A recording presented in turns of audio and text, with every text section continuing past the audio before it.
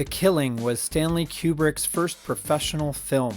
In today's video, we're going to discuss the movie, let you know our thoughts, and let you know what we liked and disliked about the film. Stay tuned. This is 1,000 Movies Before You Die.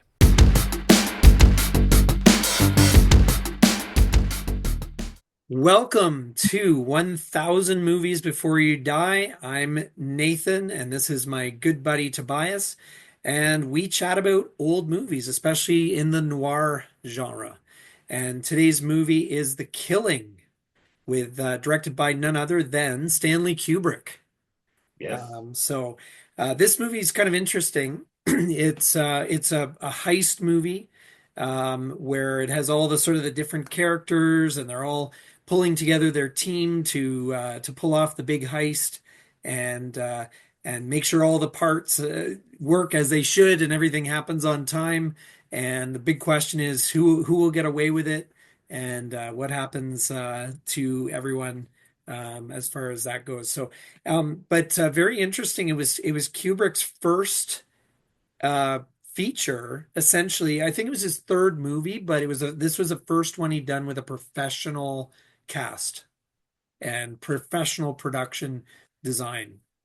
Yeah, he was quite young. I didn't really get to see how, but I'm pretty sure he would have been in his late 20s, I'm thinking, maybe Yeah. early 30s. If you know it, throw it in the comments. But quite young. Yeah. And it's actually kind of fascinating if you think about it. Like, he's not making a throwback movie, right? This is a full-on movie in that era, a film noir. And then recently I watched Eyes Wide Shut, which is a movie fully in the modern era, right? Like, he spans quite like a bunch of eras in Hollywood, and is really good, all the way through, which you can't say, about all these guys, especially as they age. Ridley Scott, I'm looking at you a little bit here. Yes. Yeah, so it's amazing. I'm a huge Kubrick fan, and what's interesting, I looked at all the box sets. I looked on Amazon everywhere. This film is nowhere to be found in any of Really? those. It is really not. When I was, before I got into watching these older movies, I remember being hugely into Kubrick. Trying to complete his whole filmography, and I got to this one, and I remember the opening scene here where you've got the guy walking through the racetrack. And I remember thinking, oh no, it's going to be kind of like this kind of movie, which Yes. is hilarious. Because this time when I saw that scene, I was like, oh, awesome. It was very exciting. So yeah, I've come a long way, but it's pretty different. But Kubrick is everything he does is very Everything he unique if does you is think about it. completely different. That's Yeah. one of the things that I like about him. He goes from 2001 to something like Yeah. Barry Lyndon, Clockwork Yes. Orange, Yeah. Eyes Wide Shut, the Amazing. Shining. Like he's all over the place. Yeah. I love that And about he him. does it all really well. Like, Yeah. I don't really think there's a weak link in any of those movies where you could say, oh yeah, that's a real miss, right? Yes. If you asked me maybe 15, 20 years ago, I might have said this one, Yeah. right? This is one of the best film noirs, and coming from such a young guy at the time, it's pretty impressive. Yeah. United Artists was a bit at his throat with this one. Like, they were really not down with the sort of nonlinear style that he does, which is really one of the first ones to do that. Yeah. Copied by, or not copied by, but Quentin Tarantino Yeah. sort of mentioned that this was a big inspiration for Reservoir Dogs, which also takes that, non-linear time. Well, And it's United Artists interesting. was not down with that. Like, Yeah, they did it not was like that. interesting because their objection was that they found it too confusing. And so Kubrick edited it in a linear fashion, which made Yeah, it that's right. terrible, and then ended up just putting it out as the original Yeah. with all the nonlinear stuff. But I was watching it, I'm like, what's confusing about this? Yeah, exactly. But I'm thinking maybe back then, when you were used to just everything being very linear, that people may have thought, oh, wait, what's going on? We already saw that. Yeah. And like, we always have to remember that, our film vocabulary, having seen thousands compared to what people back then would have seen. Yeah, like we can't really be too unfair to them, but it's really Yeah. not hard to understand at all. Yes. And I think the other complaint was when he recut it linear, he said it was really kind of boring. Like it took away a lot of the sort of The I don't know, suspense. excitement factor or just Yeah. like it's really in the heist, seeing that from the different angles is I think is really cool. Yeah. But yeah, so United Artists was not cool with that. And then when he put it back, they weren't happy, and I guess they kind of buried this film on the back end of double billings and stuff. So it I don't think it did that well. It lost And money. It only cost that well, United Artists only put up 200,000. And then they had mm, to, one of the producers put up 80 and they had to borrow the last 50 to get it done. And it lost 130. So I think United Artists made out, they got their money back, but then there was a loss otherwise. But it did yeah. open the door because Kirk Douglas saw this film and approached Kubrick to direct Paths of Glory. And apparently Brando approached Kubrick as well as a result of this. So it led to his career. It was his career Yeah. making film, even though it was critically well received, and it didn't do well at the box office, but it ended up obviously leading to a brilliant career after that. So Yeah, and he had a sorry, I'm just looking up his name, the director of photography, right? The filmographer, cinematographer, it was the first time. cinematographer. It was the And first time that they Kubrick had worked with a cinematographer, and of course they butted heads because that's Kubrick, right? Probably yeah, even Kubrick in the had his late own 20s. filming style, Yeah, and he really couldn't see. He hated the filming style of the cinematographer, and as I was watching it, it is a little different, but it's not, especially the scene where they're all meeting and they're having a conversation. This is where Sherry they find Sherry listening on the outside, yeah, and the angles are a little different. And I was trying to think, they aren't that different for us because we obviously yeah, would have seen these, but trying to compare them to back then, they are different. There's a yeah, one scene where he's got somebody else's, face sort of right in front of the camera, but it's focusing on the person here, and then an over the top. So I could see I guess maybe more old school cinematographer having some issues with that. But yeah, apparently Kubrick is quite a control freak on the set, which I yes, think most directors are. and a But he's perfectionist. specifically so perfectionist, and he got his way. And I think that you know that's if you think about it, he's a really young guy, and he's pushing back against something that is pretty obvious that back then anyway that they would want it a linear way. No, he goes his own way. Yeah. Yeah, this was a pretty old school, famous, cinematographer. Again, butts heads with him. So he's sort of blazing his own trail from the beginning, and I think Mhm. that almost everything he did sort of broke the mold, right? If you Yeah. if you go through most of his filmography is a bit of mold breaking, like Yep. in all its genres. I mean, yeah, it's pretty amazing how um and I don't know if this one is mold breaking, but No, no, it's this one for a felt heist more film, like, it's pretty amazing, yeah, especially that non-linear presentation, yeah, which really does add something to it. And back then, I guess I mean, it really would have, I think, been more exciting for audiences. yeah. But it is more of a straight ahead noir in many outside of the nonlinear stuff. Yeah, yeah. And I mean, even the voiceover, I think there was a bit of a dispute about the voiceover.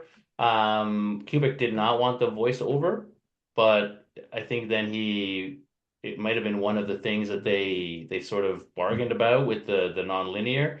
Yeah, And there's a scene at the beginning where it's pretty long take, the money guy, I think his name is Marvin, he's walking towards the bar in the racetrack. And there's a long voiceover where he's talking about, this man has bet on all the horses and da da da and how this strategy. And I thought about it, what if it was just quiet, right? yeah. It would be very different.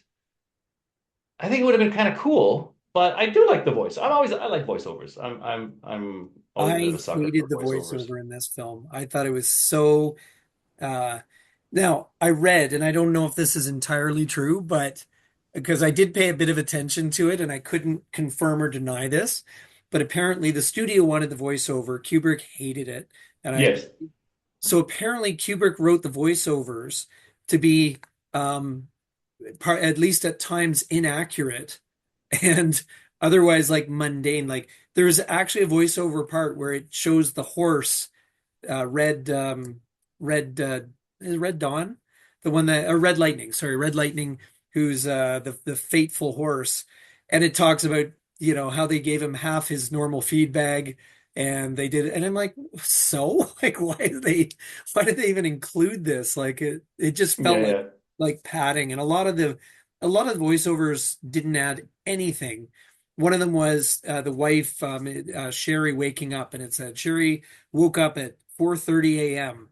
And you could have done it with Sherry waking up, A looking at the clock. clock, Yeah, showing 4:30, yeah, and it would have been way better. So I feel yeah. like whether it was studio imposed or not, and to what extent it was, and to what extent Kubrick, included it and messed with it or whatever, I just feel it's detracts so much from the film. It's also odd because it sounds a little bit like Blade Runner, where Harrison Ford didn't want the voiceover, and then did, as I understand it, try to do it in a way sort of that wasn't that good, so it wouldn't be included. Yeah. Um, but I think in this case, at least that one is Harrison Ford, right? Like who the hell is this Yeah, voiceover, right? Like we don't even yes. know who it is. So I think the only time I do like it is when they're in the heist and it's like it's 2:37 and he leaves. Because if they were just showing these people going in and out, of course you'd know, right? Yes. Okay, that's during the day. But I Yeah. think audiences back then might have been a little confused, right? So I think I think it would have helped audiences back then, but it's almost like once you decide on a voiceover, you kind of, and I remember I watched a movie really recently where there was no voiceover except like there's one scene, all of a sudden there's this female voiceover, and I'm like, what the hell? There was no voiceover before. So maybe that was it. Maybe they wanted it to be in those scenes. They thought, okay, at least then people would understand it. But Yeah. then, well, you Yeah. got to put it everywhere. And so Yeah. you do get some pretty useless, yeah. It's not even exposition. It's just, yeah, like I don't, nothing was really cleared up when he was talking about him buying all those tickets, Yeah. right? Like, I'm not sure what he was doing and why he was doing that.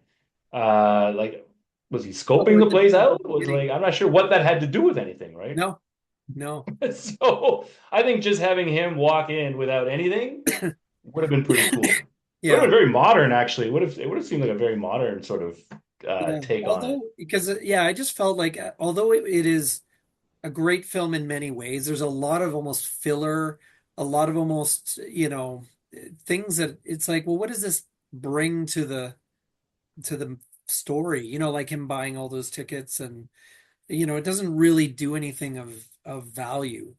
Um, Yeah, I mean I think I like the way it Establish the shows setting, maybe. the basic planning, right, of them.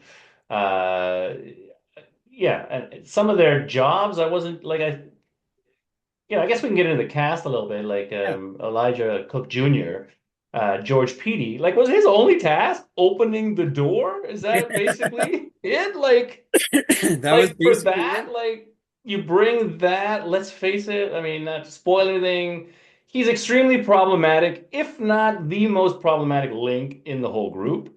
In Yes. fact, I think if it wasn't for some of his stupidities, yeah, things might have gone differently. Let's put it that way. And I was watching to think, okay, like this is my second time watching it. What does he do? Like what? Okay, he's the cashier, and okay, he opened the door, and I thought, wow, okay, like that's.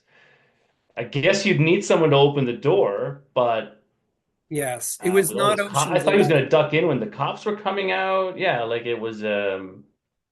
Yeah, I Yeah, thought it was not he was getting a Ocean's lot of money 11 just to open that door. elaborate, heist, which is fun to figure out how they did it. It's no, it's a pretty straightforward plan, you Oh know. yeah, it's extremely, it's just distraction. Yeah. And that's what I like about it. I like that it's really simple because really we're focusing not on the heist, right? Even though he Yes. does give us quite a bit of the heist, it's the relationships, it's, the people involved. And I think that is really where the film shines. Yeah. I mean, I do like the heist. I like the way it Yeah. sort of uses the time and the back and forth, right? You've got what's his name? His name Val, the shooter Yeah, guy? Val, yeah. He was No, played by Val is. Vince Edwards. Val's the boyfriend, I think, Yeah, right? he's the boyfriend Yeah. of Sherry. Nick, I think is the shooter, right? Yeah, let's go through the cast a little bit. Yeah. So So Sterling obviously Hayden obviously is Sterling Hayden. the top billing, and he's great. I love Sterling Hayden in kind of everything he does. He's always great. Yeah, he's fantastic. Yeah. I listened to a lot on him recently, and uh, he really hated being an actor. He was Really? sort of a roustabout. He left home, and then he got all these odd jobs, and he ended up sort of on a ship, like basically working at sea. And Hmm. then he needed some money, so he became an actor, but always hated, in fact, had to go to therapy and was in therapy for quite a while because he would get panic attacks in front of the camera. And he said, like he was in the war and I'm getting shot at and I'm fine, but I'm in front of a camera. And one of the main issues was he could not get his head around making money for doing nothing. He Oh, thought of it really? as really useless and doing nothing. And a lot of his interviews, he really like shits all over acting as a profession Yeah. and hates the fact that he's doing it. And like some of his diatribes about, his weakness and it's pretty funny. I don't actually know how we know all this stuff about what he said to his therapist. Clearly, there were different rules back then. He was brought up on, the House Un-American Activities. Yeah. He was a communist, Wow. and he did not want to give. He was almost took out a full page ad in L.A. Saying, "Yeah, I'm a communist. So what?" But Oh, then he didn't because he was like, well, I want to see my kids and stuff, and yeah. this the diatribe that's coming right from the psychiatrist. And there's actually some, I don't know if it's hard evidence or suspicion that this psychologist was funneling all kinds of information from many of his sort of liberal Hollywood clients to HUAC, and he was an ex-communist himself, Huh. right? So it sounds like a real scumbag, this Wow. psychologist. And then I think Hayden did end up giving names, but yeah, I think yeah, that's right. He did end up giving names. He really sort of fought it. And then this was something that added on top of his sort of already self-loathing for taking money, for this completely useless job and unproductive thing that he's doing that he was really ashamed of, and he adds to that that he basically sold out his friends. So yeah, he really had a tough time with that. Wow. At one point, yeah, obviously there's a lot of drinking and stuff. I don't know if you have ever seen is it The Long Goodbye. He's in that, and he's this hilarious old drunk. So he does get some roles later, but really not that many. And he's sort of, yeah, he's very uncomfortable with his own image. I think Huh. his publicist, no, his the production company or somebody they worked for had him billed as the most beautiful man in Hollywood or something like that at one point. He's got kind of a So he, cool, like a Clint Eastwood kind of, or you know what I mean? Like he's got that kind of, yeah. So uh, here's a guy that was basically having starhood, I guess, sort of foisted on him, right? And he really, didn't want it, mm, but took it and then hated himself and felt guilty for doing it. yeah, Which maybe, like his roles, he does seem to provide or bring a lot of I don't know, sort of grumpy strength to his yes, roles, right? yeah, And in this one too, right? He's got that same sort of he's very much business minded here, right? And yeah, he's also really soft at times when he shouldn't be. Like he just sort of lets Sherry off, which yeah, you think, well, that was kind of a big big mistake. yeah. He's quite generous when he's paying people, right? Like he tells the motel guy, the little Italian guy who Yeah, I really love Joey that Piano or actor. whatever, Mr. Piano. I can't remember. It starts with a J. I don't know if it's Joey or whatever. Yeah, Jimmy. he's great, and he's like, oh, don't worry about it. He's like, no, no, no, I'll give you $10 a day or whatever. Yeah, So, $10 a day. he's Yeah, generous. I mean, I kind of wish that he splurged a little bit more on his suitcase. yeah, Um, that's for later. But he seems like he comes across as hardened, but he's not really. Like with his no, girlfriend, he's really quite nice to her, right? yeah, And he's yeah, he just seems like he's focused on doing this job and Yeah, then getting the hell out, basically. yeah. Um, and of course, none of that's going to go his way. And he's gotten Right. together with some real sketchy. Well, I guess There's the there's really only corrupt one cop. guy. Um, Yeah, the corrupt cop, and he Played seems by Ted, of okay. course. Yeah, And again here, like when that corrupt cop is like you find out his motivation, right? He's sitting yeah. in the and he's supposed to pay back money as a gambling debt. The guy he's talking to is really not threatening him very much, right? He's And charging him a and lot of he's sort of interest, but yeah, otherwise. yeah, he's sort of a little bit implied threat. And I thought, wow, that went pretty easy the way it normally goes in film noir. So Yeah, a lot of that stuff is not as it's not as sort of a harsh or heavy movie as some noirs, right? yeah, It's like they're all okay. Well, yeah. except Sherry, they're all kind of nice. The standout cast for me was Sterling Hayden as Johnny Clay, and of course Sherry was played by Marie Yes, Windsor, and her husband George. Is it George is the Elisha best. Cook or Elisha Cook? I don't know. Elijah Cook Jr., like he shows up in so many noirs, right? He really is.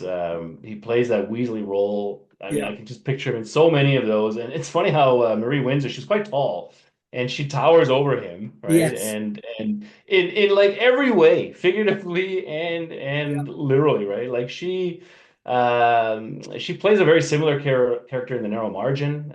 She just plays that super bitch perfectly. And Yeah. apparently she was a really, really sweet, nice Oh, woman, which seems to be always the way it is in these. yeah. But it could never really break into being sort of the leading lady, and it was her height apparently that she was too tall for that. But I think she also just played that character perfectly. Like, and Yes. I think those two, that married couple, the Peaties, George and Yeah. Sherry, I think they're almost the perfect noir couple. Yeah. He is the most Weasley. Like at first you see her and you hate her, but the Yeah. more you see him, the more you kind of go, man, he really deserves it. Yeah. Like you're almost cheering her on because he's just so pathetic Yeah. and really like I don't know, I didn't really feel sorry for him. I felt like No. he was just too stupid Yeah. and too I don't know, sort of greasy himself that, yeah, he was really I think he was probably my least favorite character. Yeah. I mean, her was more like, I mean, obviously she's there to be hated, but I almost like enjoyed hating her, like she Yeah. was just so nasty. She really is, I mean, it's got to be the most nasty wife in film history. Like she Yeah. is really, I mean, that doesn't kill her husband. Yeah. She's the nastiest wife in noir, I think. Yeah. I mean, man alive, when the food, like, oh yeah, there's a beautiful meal, getting a steak and asparagus. Yeah. Oh, I Yeah. can't It's at smell the it. Well, store. then cook it. It's down Yeah. at the supermarket. Yeah. Just unbelievable. Yeah. Oh man, yeah. But those, yeah, he's great, and she's a regular in film noir as well. You've got what's his name from the movie I just did, Murder by Contract, was that it? Or that's Um, yes. yeah, Murder by Contract, or Vince Edwards is his name. He Yes. plays the boyfriend, right? Yes. And Yeah. I think he's I really liked him. I think he's perfect in it. He's sort of a pretty boy, and he just wants an easy score.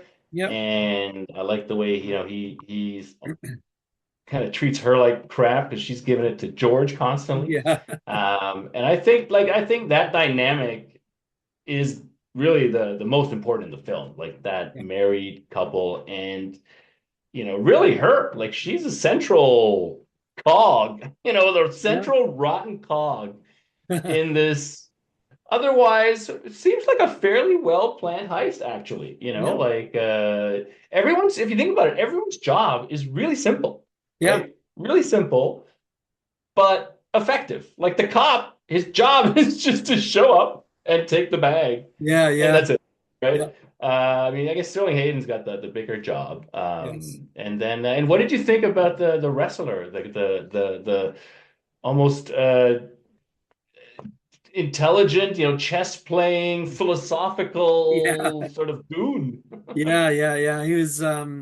I no, I don't know the actor who's I'm Cola just trying to look it up. I haven't seen him in Laureani, much, actually. if I'm saying that right.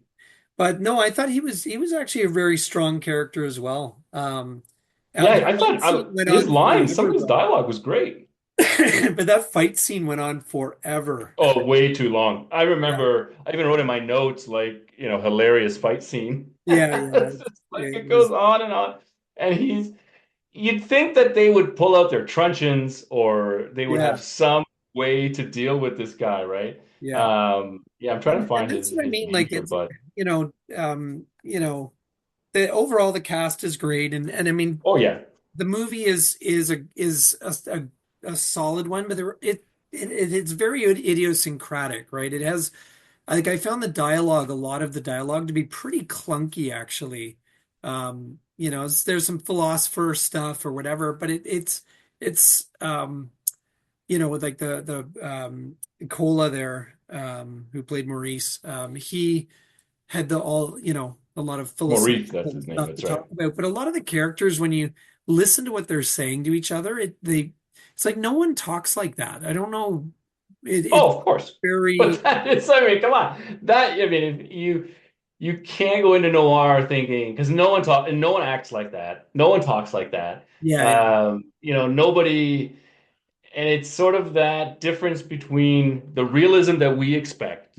yeah, And I mean, we could do a whole video on this, on how back then it was more escapism. And yeah, then the 70s hit, and we really wanted the close up and the realism. And if yeah, you think of the range of actors today, what they convey with just their facial, like they are way better actors today. Like I think even your run-of-the-mill actor is better than some of your best actors back then, just because they have to be so subtle, right? yeah, Back then, I guess it was partially the stage. I thought that was all of it, but it's not. It's also that people didn't really want realism. They liked their characters to sort of be over the top, which I yeah, mean makes sense, right? You got the war going on, depression, you kind of want to escape from everything. mm, And then I think that the people had a much poor vocabulary about movies because they hadn't seen as many. They didn't have yeah, TVs at home. They didn't have, yeah. That's true. streaming That's true. services, right? Like you got to see, I mean, people watched a lot of movies. I'm assuming some of them maybe went every day. I mean, even if you saw, a movie every weekend, Yeah, which would probably be a lot but maybe a lot of people did that. Today, I mean, people are watching, so many movies, and we just understand sometimes you'll see, they'll stay on a character for a few seconds, and right away I'm thinking, oh, something's up. But yeah, sometimes nothing's up. They just kept the camera there a little longer. But yeah, we sort of look for all these little things that we've been trained. yeah, And yeah, I think the realism thing, like that's something that I look for more just punchy, dialogue, stuff that is completely out there. Like they're like that's some of the stuff that's said, like yeah, when she's talking. I mean, I hope no wife would say what she says when he says his head hurts. And she's like, oh, maybe you got a hole in it. And he's like, yeah, what? Oh, like, oh no, my stomach hurts, right? Oh, you got a hole yeah, in it, like the hole in your head. yeah, Like it's awful.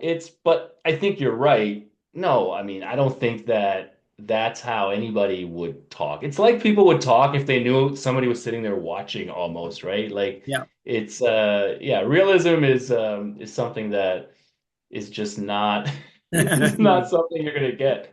Sometimes you're surprised by it, but I think that it's so yeah. For me, I think I like the simplicity of the heist. I like yep. the especially like the non-linear.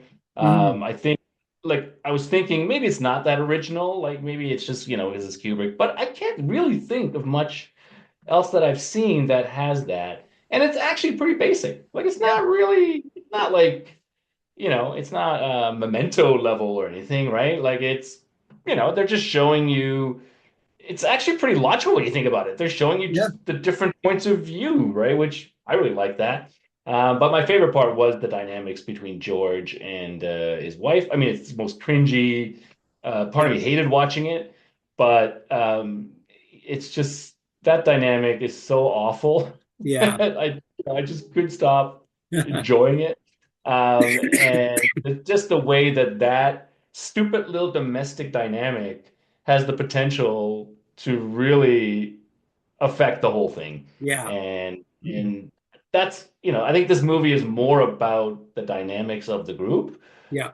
but they do spend a lot on the heist, right? Yeah. So there's a balance there. But what I Yeah. liked about it was the dynamics of the group, and they do a pretty good job of giving you the motivations of everybody. The one man has a sick wife at home, the Yeah. bartender guy, the bartender.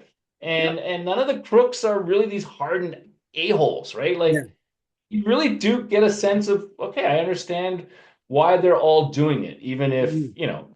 like George, it's, he's hoping his wife will love him if he gets this Yeah. money, which, is obviously a pipe dream for the poor guy. But Yeah. yeah, I really like that. I thought the way that none of these people were really just plastic. Even the guys that they just bring in to, and that was the other thing that was a little confusing to me. They've got the guys that are core in on it, and then he's like, well, and then I'm paying these other two guys, and I'm thinking, well, how is their job that different?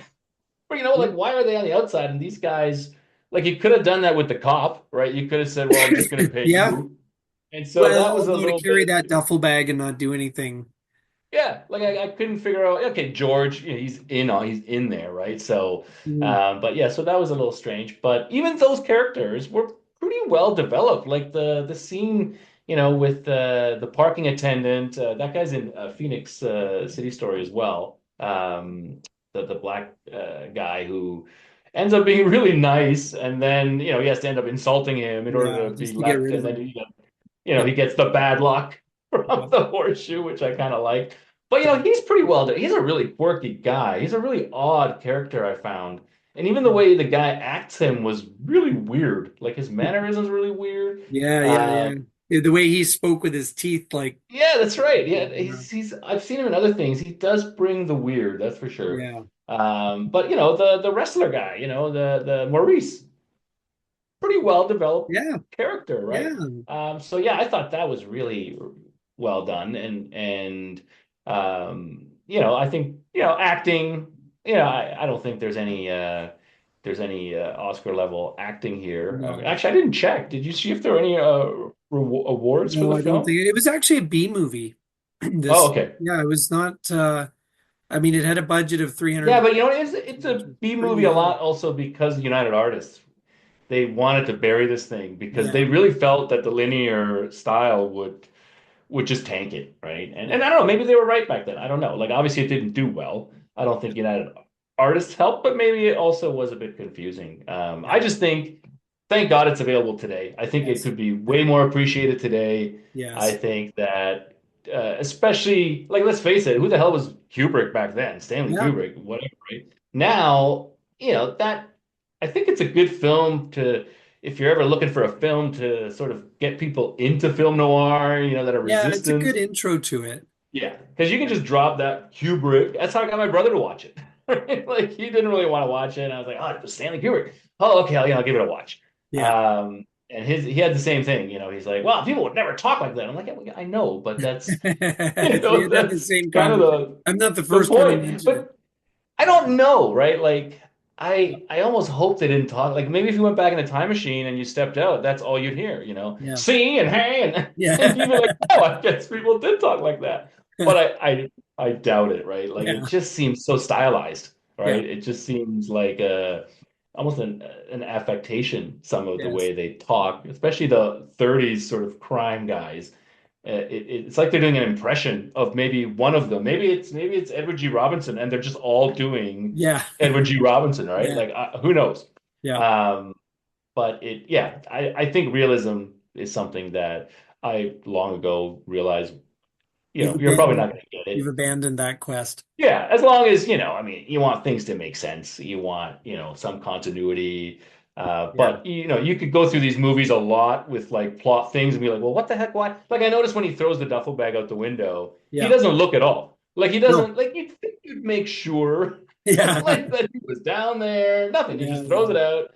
Doesn't even look that he's down there. And I thought, okay, that's not really realistic. You would check, right? And in today's Yes, movie, he would check because the yeah, actor would probably say, "Hey, Mr. Kubrick, don't you think I would?" But yeah, maybe back then you just didn't do that as an actor, right? Like, yeah, I don't know. But yeah, yeah. there's just So, dynamics of these films that I find are different.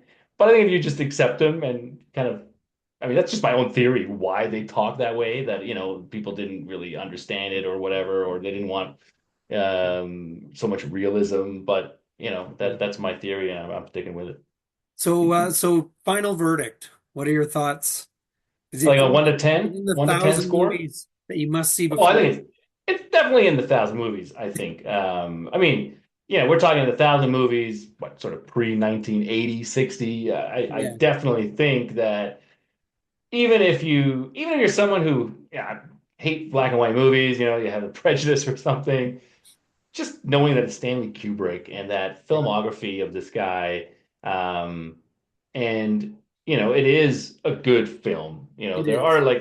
There's some Hitchcock early, stuff from silent era that I wouldn't want to slog through necessarily. This is not a slog. This is a fun film. I really think Yeah. it's a fun film. Yeah, it is And a fun it's film. For me, I think it's good if you are a Kubrick completist and you want to see his entire oeuvre. You need to I see would that. start with this. Yeah, it's a perfect starting Yeah, point, it's right? totally fine. And there's a few things that like for me the some of the dialogue for me also the soundtrack I found a little bit um out of sync with what was going on with the on the screen. You And know there what? I don't even were remember shots. what was the music like? It was It just was they just had sort like of horns, like big blast horns and stuff. no, it was more like a jazzy type thing. Oh yeah, yeah, okay. And Now it's then coming there's a to bit of me. classical when needed, like the kind of more Yeah, traditional type, the soundtrack you'd expect in a 50s style movie. that's But kind of there was a stuff I lot don't of like notice. background music, and I'm like when the PDs were talking, for example, and I'm like, this is really distracting. Like we don't need that music there. It wasn't the right mood. It was like I don't know. For me, I found that distracting. So there's some idiosyncratic elements. Overall, though, it is a fun film. It is worth your time. Oh yeah. But it's not, top shelf, top caliber in my opinion. So you would Asphalt Jungle you put ahead of this? Yeah, I would say so. Yeah. Yeah. Yeah. I don't know. Like I think that nonlinear style as sort of the first example, at least really good example of that. Yeah. Uh, yeah, I think that definitely elevates it. Um, yeah, I think Asphalt Jungle it definitely seemed like a bigger budget film. Yes, it does. Yeah. The heist is much more, well, it's definitely more intricate, Yeah. And and the also characters great are very character strong. developments. The Yeah, characters characters are good. are very strong. Yeah, I think this one is a little more raw, I think. Yeah. A little less polished. Yeah, I guess I'd have to say it's better, Asphalt Jungle. Yeah. But yeah, I really like this one. Yeah, I did. Yeah, I I put enjoyed the it. And I think, as I said, especially if you're a Kubrick fan or you want to complete and see everything, it's great. So, well, yeah. I would also say if you're a Sterling Hayden fan, I think you're definitely gonna want to see this as Yeah, well. that's true. Like he's really good in it, He is. and I like the ending. I'm not gonna spoil it, but he kind of gets what he deserves, Yeah. I think, Yeah. and I think that it kind of is, you're kind of like, yeah, all right. Yeah.